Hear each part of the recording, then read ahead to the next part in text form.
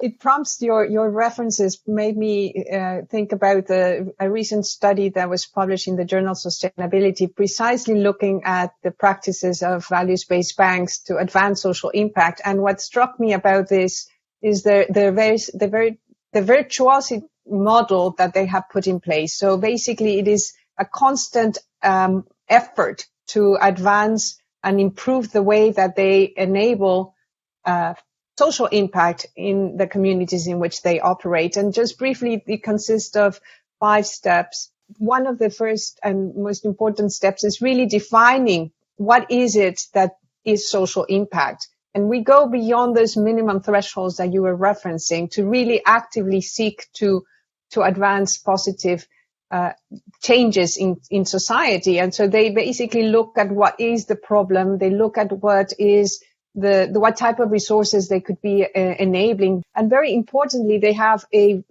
set of values that informs the decision. The next step in this model is about design, and designing is very critical because it translates the clear objective of impact into the channels or pathways in which this impact is going to be realized. So it will be possible to determine whether the impact will be realized through a focus on an economic sector or perhaps a segment of the population or perhaps a particular asset class, and thinking also in terms of whether it will be directly enabled through the lending to a particular client or through the lending to a corporation that in turn goes further to deliver on that impact. And that criteria you were referencing, the practices are very much a third step, which is implementation element, which needs to be coherent. And in the process that goes through implementation, the development of tools and decision-making criteria and the structures within the organization, including board oversight, that ensure that the